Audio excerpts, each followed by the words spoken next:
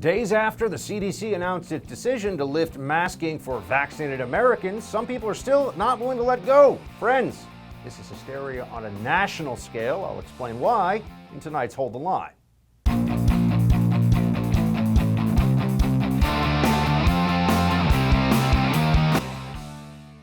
Welcome to Hold the Line. I'm Buck Sexton. We are finally at that point where the CDC has had to bow to reality and say that yes, vaccines work, they work well enough, that it's irrational for a vaccinated person to continue with all of the restrictions. Now, this should seem very obvious, but it took them months to get here, which means a lot of people like me are looking at this and saying, hold on a second. What changed between then and now? What changed between the vaccine rollout and today? They're telling us that it's the science. Here's Walensky saying it, but we'll address this as soon as we've heard from the CDC chief. We're at a place in this pandemic, cases have been coming down more than a third just in the last 2 weeks. We have vaccine now across this country, widely available for anyone who wants it.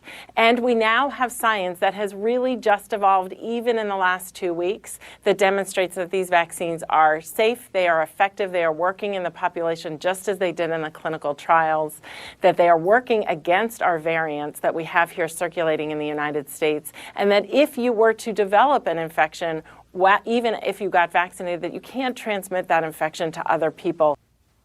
Everything that she said has been known for months. I know because people that were saying you should allow the vaccinated to unmask were pointing to all of that data and saying, hey, it's really effective, the vaccine. Hey, it would be really helpful for people if they could actually have an incentive to go get vaccinated. It means people would get vaccinated faster.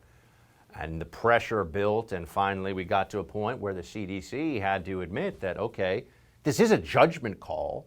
This isn't the science. It's not the temperature at which water boils. It's not how many degrees it is outside right now. This is an issue of balancing competing goods, right? What do you need in society? How much freedom should you have even when there's a pandemic out there? This was always the debate we should have been happening, but weren't allowed to. Big tech shut it down. Many others shut it down as well. Said, listen to the science, peasant. Be quiet and do as you're told. That was the attitude. And there's something else that you're seeing right now. Now that the CDC has come out and said, vaccinated people, you're good.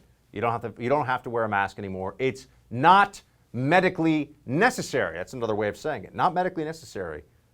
A lot of vaccinated Democrats, because yes, this is very political, and we knew it, and I said it, and I've been saying it for months, the mask became the MAGA hat of the Biden-Harris campaign. The mask became a symbol of political dominance by the left during a time of extreme anxiety, the pandemic as it played out. Here is the mayor of Chicago, for example, telling everybody, she's vaccinated, by the way, and she plans to continue masking up just 'cause. Mayor, this is good news. You say you will follow the CDC's guidance. What does that mean? Should people in Chicago wear masks or not? Well, I think we've got to get some clarification from the CDC. The rollout, obviously, as the reporting has been, was a bit abrupt. And I think they've got a lot of clarification that they need to do. I know for me personally, I'm going to continue to wear a mask in public, and I'm going to encourage others to do so. We've got to make sure that people are continuing to follow the public health guidance that has gotten us this far. And masks, I think, are a big and important part of that. She's going to listen to the CDC guidance by not listening to the CDC. She's going to keep wearing a mask. Why? She's vaccinated. She don't understand that that is what the CDC now says? There's no, oh, you're going to mask anyway? As some kind of a symbol? Notice also how the left, when they don't have the force of the state anymore, they go with the we need clarification talking point.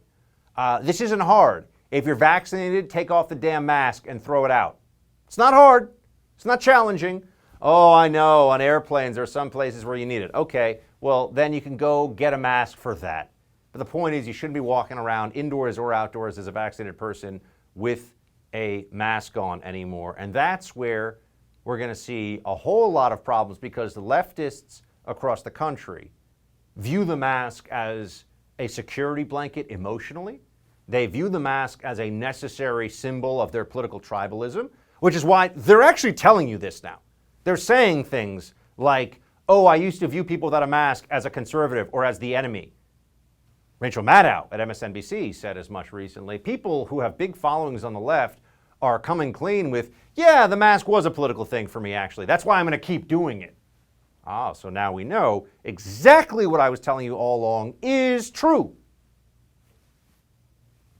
And yet, what are retailers going to do?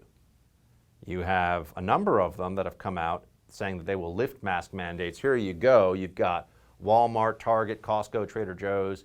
So if your locality or state no longer requires it, masks are optional in these places. Now, what you're going to see here is an appeal to, hey, let's all be respectful of each other.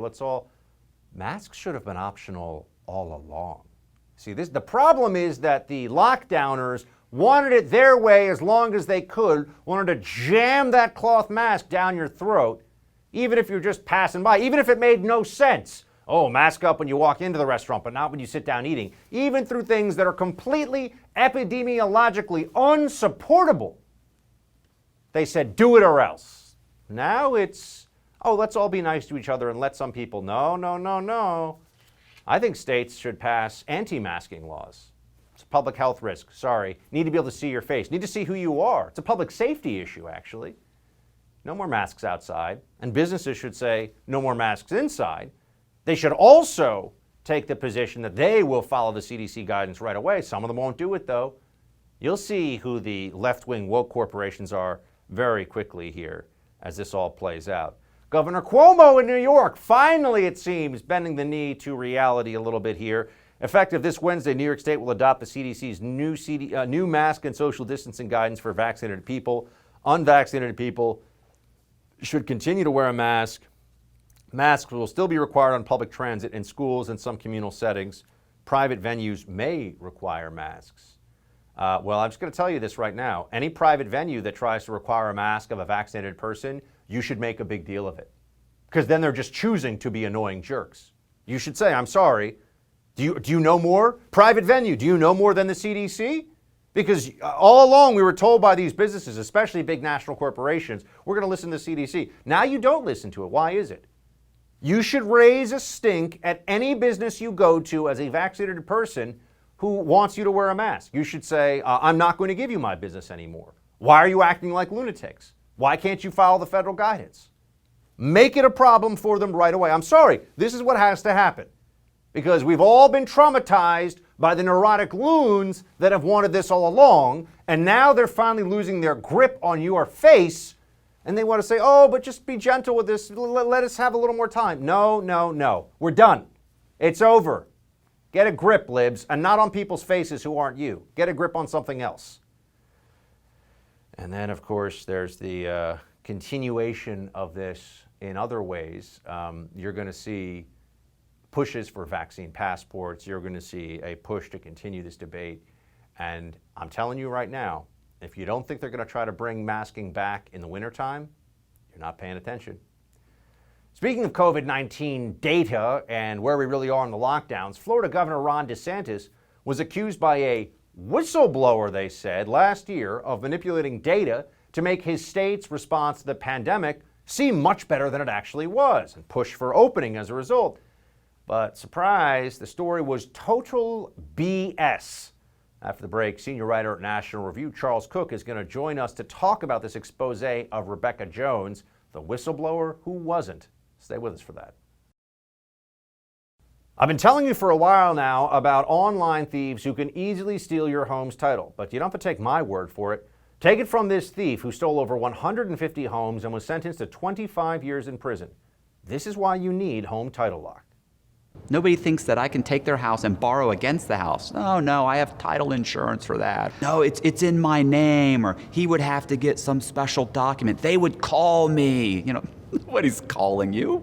After I've stolen the title, borrowed against it, or sold the property, or done whatever I've done with it, it's 60 to 90 days to even figure out that they're the victim of this crime. You know, by that point, you start getting foreclosure notices, and you realize you've got 4 mortgages on your house. Not only that, you don't even own your home anymore. It's not even in your name.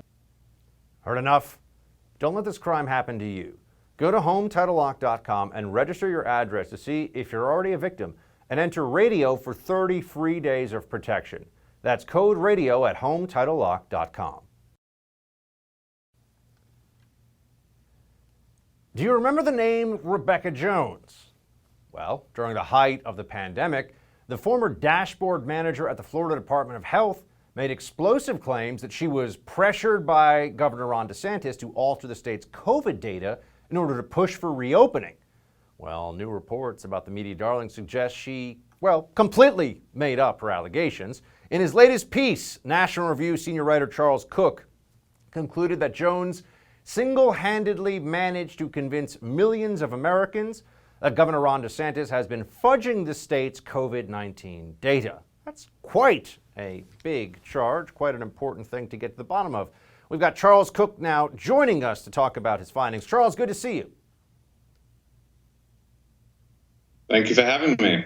So in your piece at nationalreview.com, you outlined Rebekah Jones's history of highly shady behavior. You poked holes in her allegations. Just give us the backstory here for anybody watching of both why this is important that everyone know and what happened. Well, you probably noticed this if you've engaged at all online with the question of which states have done well and which states have done poorly throughout COVID. It's a bit of a problem for the people who said lockdowns were the only way, that Florida, which has an elderly population, is 27th out of 50 in terms of deaths. The way that the people who didn't believe that was possible have got around it, it seems, is to have fixated upon this idea that Florida has been fudging its numbers.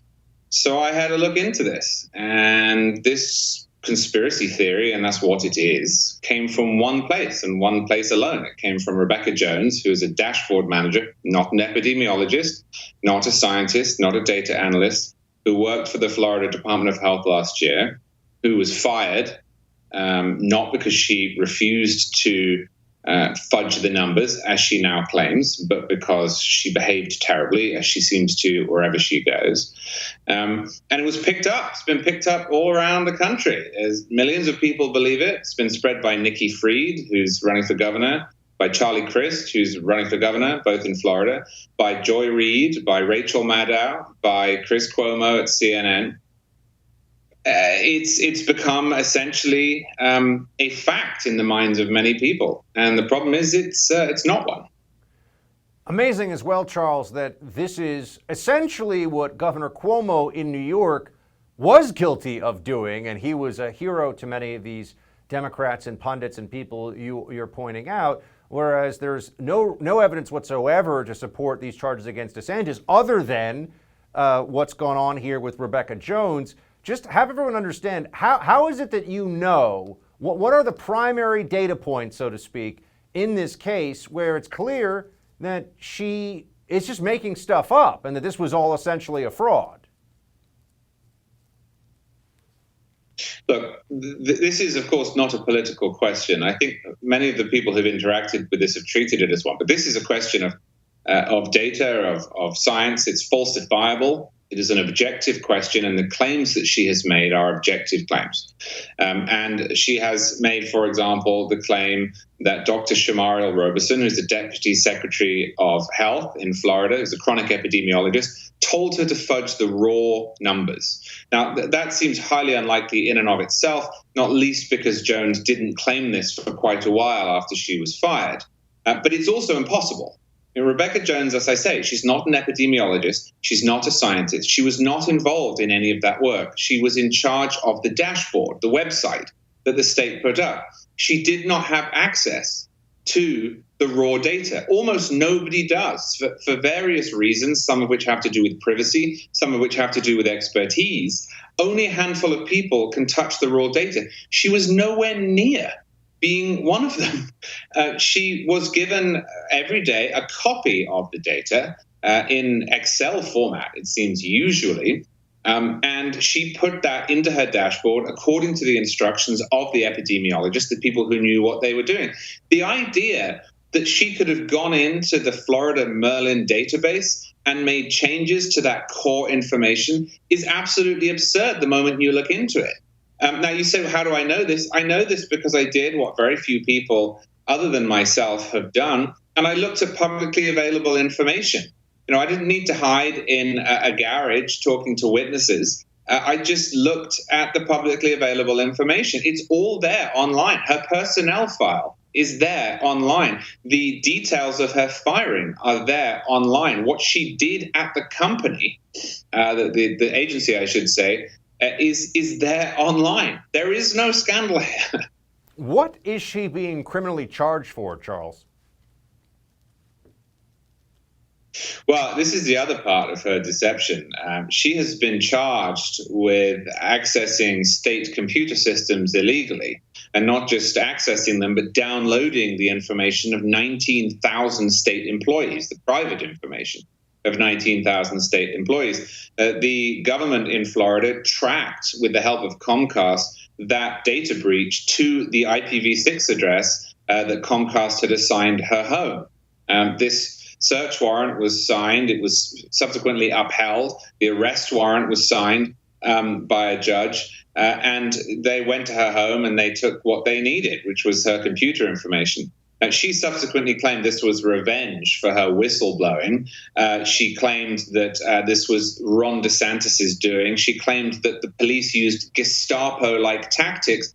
But none of that holds up either. At least it hasn't since the Florida Department of Law Enforcement released the body cam footage. We're actually looking at the body cam footage on screen right now. They seem to be quite polite and gentle with her.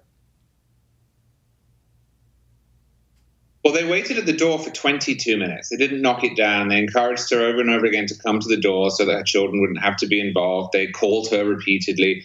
She set a video running while this was happening in front of a sign that said, "Biden, hire me." And she started saying things on the camera, such as that the police had pointed guns at her children. She subsequently wrote a Miami Herald op-ed in which she made that claim. But all the papers in Florida had to retract the claim afterwards when the body cam footage was released, because you can see that it didn't happen. Charles, ultimately it seems like this is just another person that the media held up in order to justify not only the lockdown narrative, but to attack Ron DeSantis, which I think was central to the reason why this was so appealing to major media outlets. Have you seen a lot of updates and or corrections to the story from places like NPR and Miami Herald and CNN and others who were MSNBC, who were very happy to run with the story when it was a pretty heinous allegation against Governor Ron DeSantis?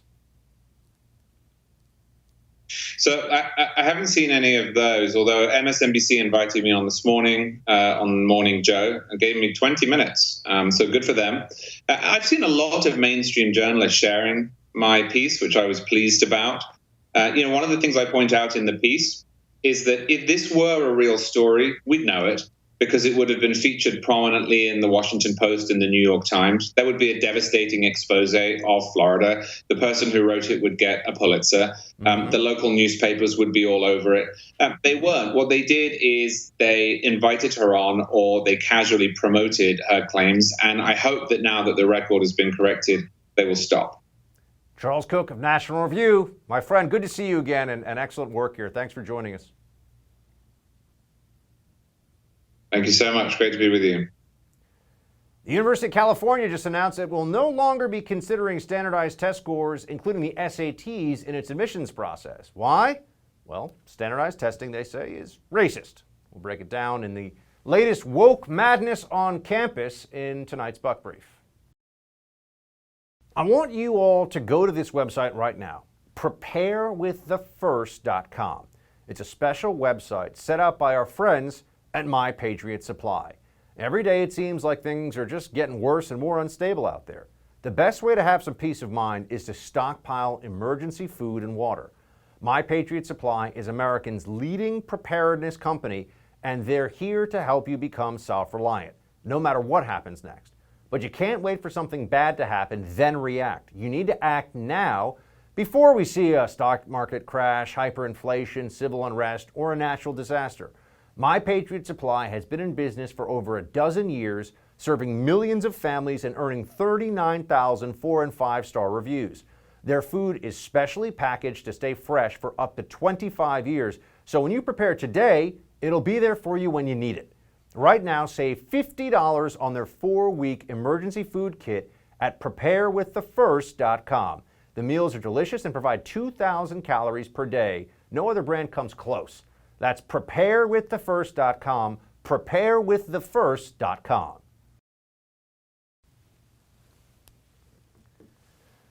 The University of California system, long a bastion of wokeness and far-left politics, has agreed to no longer consider standardized test scores like the SATs and the ACTs in its admissions process.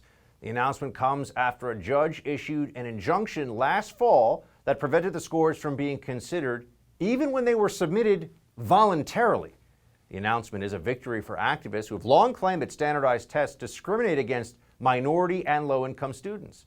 So, is this a victory for minority students, or is this more woke nonsense? We'll take a closer look at what's really going on here in the Buck Brief.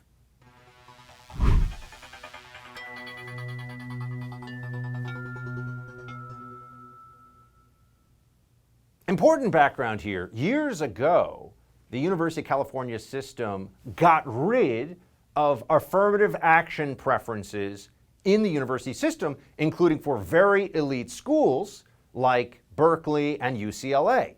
So no more affirmative action was allowed based on state law in California. This stretches back now a couple of decades, and the system continued to thrive and be very elite at the top end. There was some displacement of minorities from the top schools down a little bit, a percentage point or two among the Latino and Black community attending those schools. But there was also an increase in some of the more mid-tier California schools from those communities and higher graduation rates among those communities. So there was an effect, but it wasn't the dire situation that activists initially said it would be. Fast forward to today.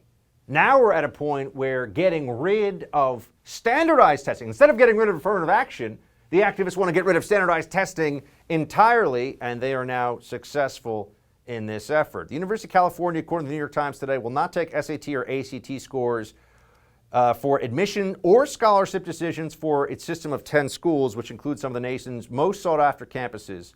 This is in accordance with a lawsuit brought by some students. Okay. How are they going to make determinations about academic merit at schools that have 10 to 15% admission rates, for example? How do you know? Is everyone just going to be judged on what? The basis of letter grades? Because different schools have very different standards for giving those grades. Those grades are largely subjective in the first place and also entirely relative to the actual institution that is awarding them. So the standardized testing is supposed to give a real sense of someone's academic ability. It doesn't determine their worth as a person, it doesn't determine their intelligence, but it does give a pretty good, and all the actual studies show this, a pretty good sense of academic preparedness and ability to succeed in highly competitive academic environments. So now California has gotten rid of this, and you have to ask, well, what are they going to do now? How do they replace this in their system? How do they actually come up with admissions criteria? This is going to be holistic, which is really just activist speak for reinstituting quotas, but not calling them quotas. We're going to take X amount of this ethnic group, Y amount of that ethnic group, and that will be the way they constitute these classes at the elite end of the California system. That's going to be the approach. They want to have as much subjectivity as possible to engage in left-wing social engineering, and then they're going to tell us, oh, well, these schools, it's not like we're bringing down the academic level. Bull. They absolutely will change the academic level of these institutions by bringing down the skill set of some of the admitted students that they bring in. This is, by the way, not just about whether it's minority students or anything else. This is going to affect people that try to use a whole number of different ways to get into schools. You know, it used to be if you were a legacy or you're a recruited athlete, but you had really low SATs, maybe you wouldn't get it. Now the admissions office let in anybody they want. Oh, I don't know. You know, his dad's a rich guy, so we're going to let him in even though he couldn't break 900 on the SAT. Doesn't matter, right? The meritocracy is under assault here. That is central to the left-wing vision, and it gives them greater control and the ability to engage in all kinds of social and social justice engineering. You see this across schools, not even just in the admissions process. You know, this was over the weekend, New York Post headline, Penn State will replace sexist and classist words like freshman. That's right, you can't say freshman anymore. You got to say first year, I think. That's at least my alma mater, the way they make this all happen now. These places have become they're beyond parody. They've become really just funhouse mirror images of themselves where nothing really makes sense and everything is distorted. Penn State is going to replace pronouns such as he, him, hers with they, them, theirs. No more freshmen and sophomore, first year and second year, underclassmen and upperclassmen with lower division and upper division. Because this is really going to help us in our global struggle for supremacy as the biggest, best, wealthiest nation in the world, right? This is really going to help America be competitive with jobs and everything else, beating other countries. Oh, sure. Yeah, this really brings about the next generation of leaders and thinkers by getting rid of pronouns. You could say, well, what difference does it make? It makes a lot of difference, actually. This is indoctrination through word choice, and that's why they're doing. They don't get to focus on things and then turn around and say, why are you focusing on that thing? Why does it matter? Because they've determined that it mattered by changing it. All right, the conflict between Israel and Hamas is now entering its second week with no signs of slowing down, really. After the break, Jonathan Schanzer of the Foundation for Defense of Democracies will give us an update on the situation.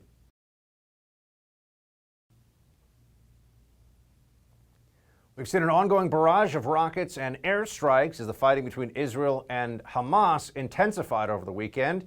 With the crisis now entering week 2, there seems to be no sign of a ceasefire, at least not yet.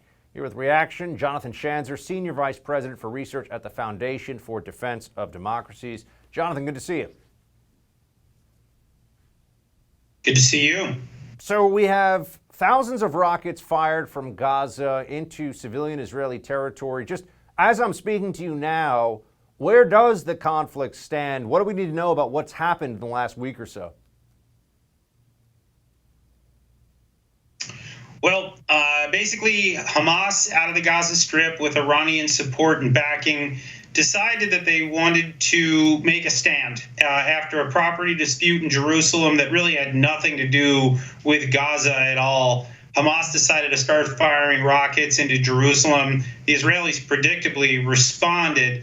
And what's happened since is that Hamas has launched a full-on rocket war. They fired more than 3,000 rockets into Israeli airspace. The Israelis have knocked down the vast majority of those through the Iron Dome missile defense system. This is, of course, a system developed with help from the United States. And in fact, the U.S. Army has actually just picked up a couple of batteries of it.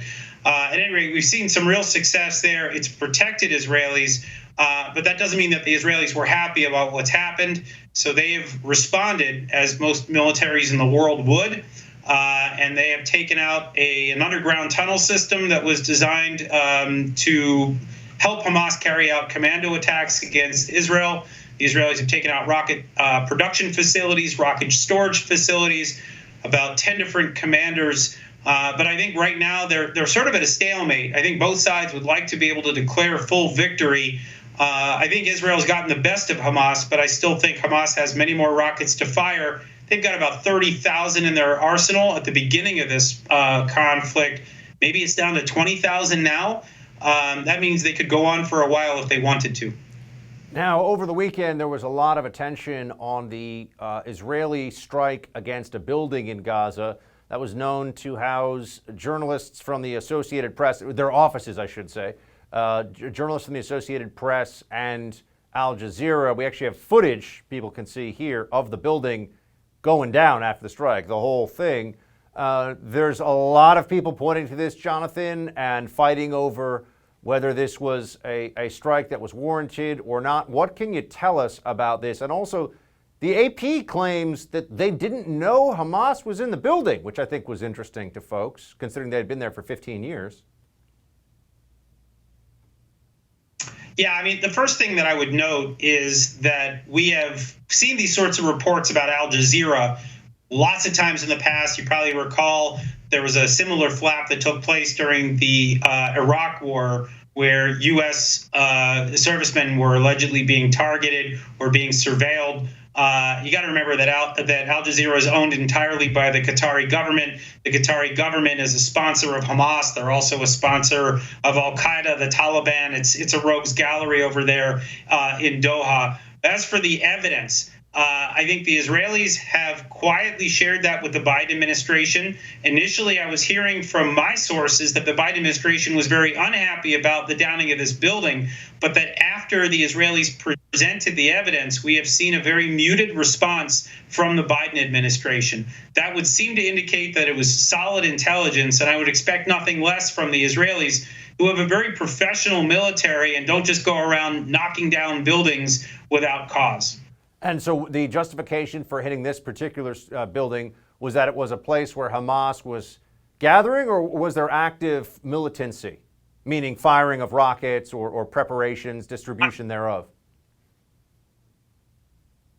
My understanding was that this was a military intelligence structure for Hamas. How many operatives or intelligence officers were running out of this building, I don't know. What we do know is in the past that people that have worked for AP have noted that there have been rocket firings near the building. That, of course, doesn't mean that it was being used deliberately by Hamas, but probably at least using the building as cover, as we would call it, for human shields, so that the Israelis wouldn't fire back. What the Israelis do in these sorts of cases, though, when they've identified a target they want to destroy, they send cell phone messages to everyone in the building. They drop what's called a knock-knock bomb, which basically gives everyone in the building a sense of what is soon to come. They clear out the building and then they take it down. Thankfully, there were no deaths associated with this, at least that I've heard of.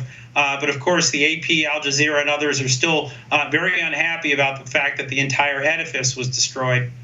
Now, bringing it back to U.S. politics and the view from here of what's going on over there, you mentioned the Biden administration's response on this one building being targeted in this way. Here's a tweet from Bernie Sanders, and we could pick a lot of them, obviously, from U.S. politicians.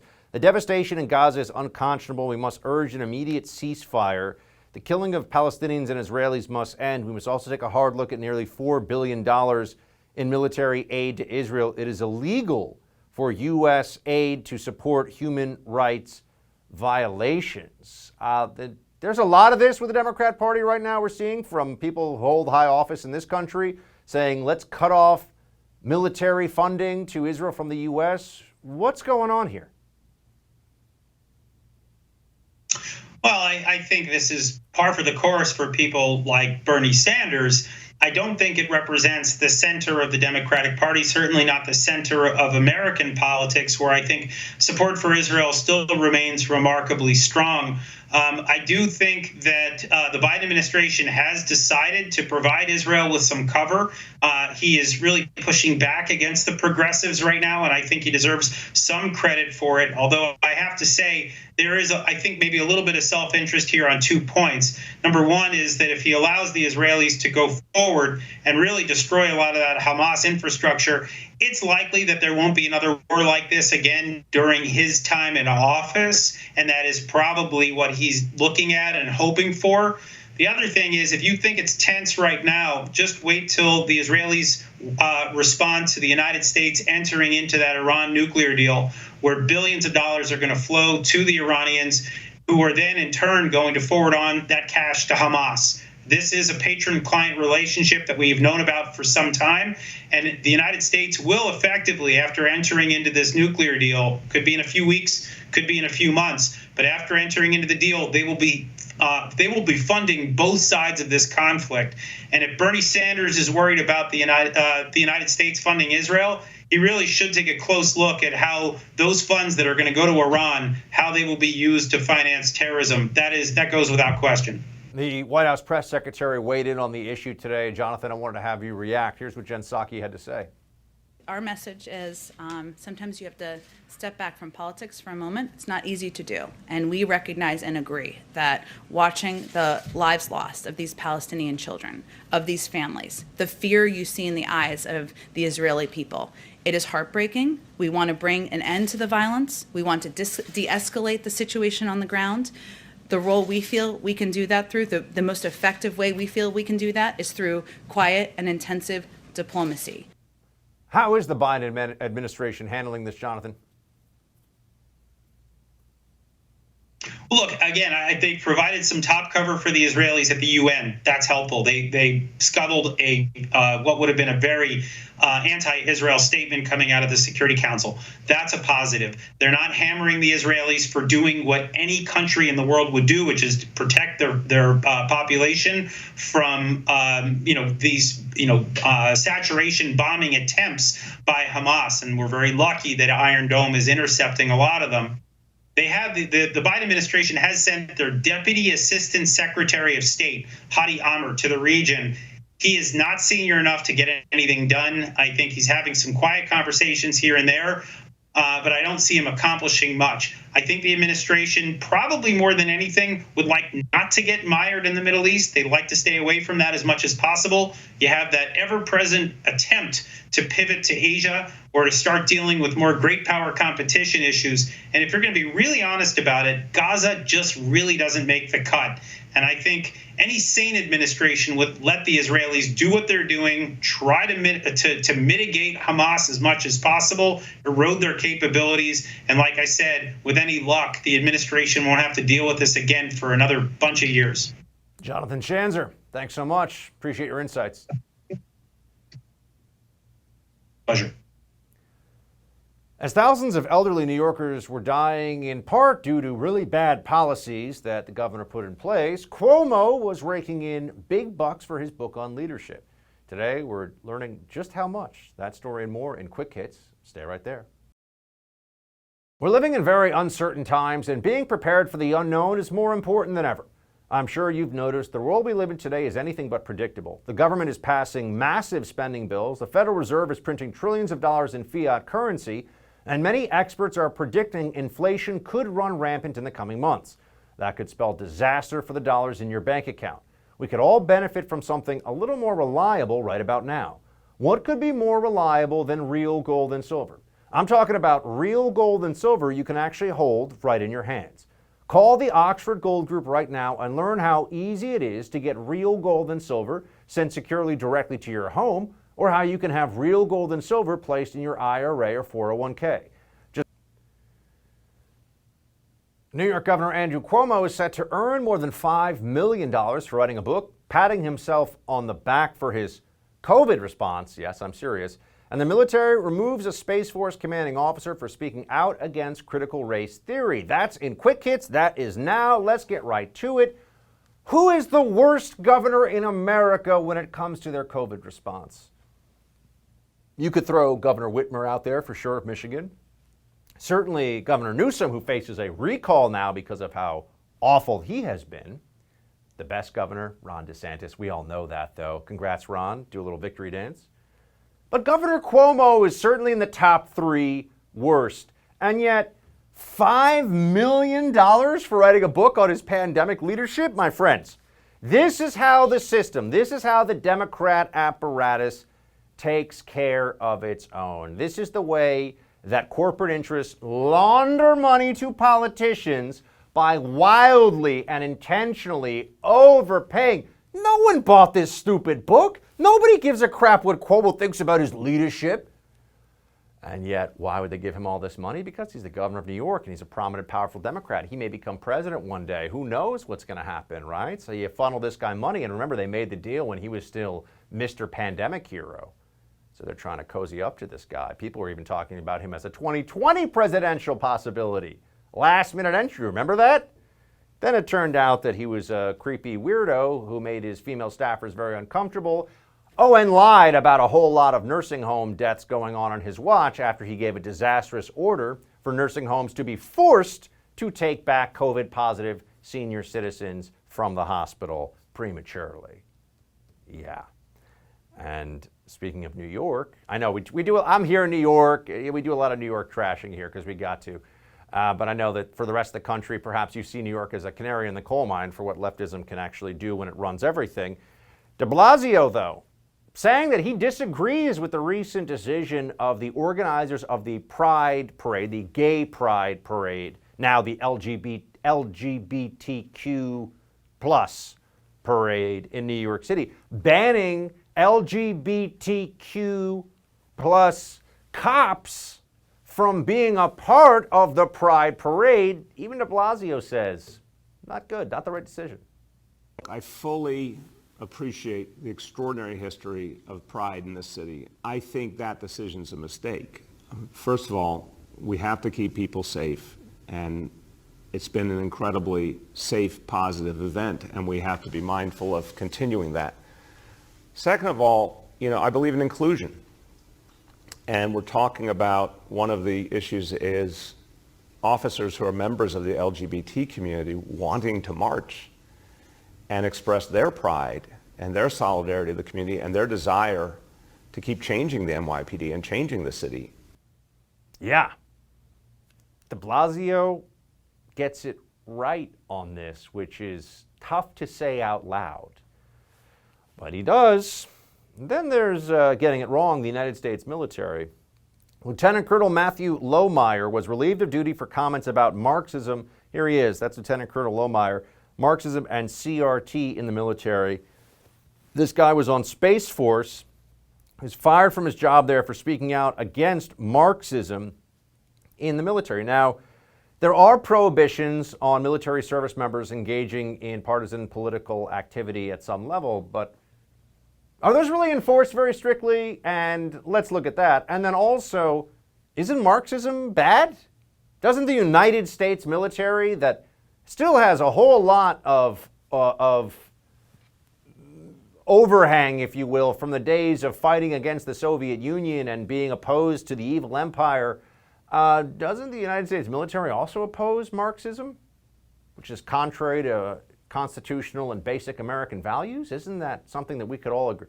These days, I don't know if we could all agree on it. A lot of far left stuff going on in the military, but fortunately there are some folks on the right in elected office and of course here in media who are taking up the cause of Mr. Lohmeyer and saying, hold on a second guys, what's really going on here? You got Representative Andy Biggs. Our military should be preparing to win battles, not be brainwashed with Marxist ideals. This man is a hero.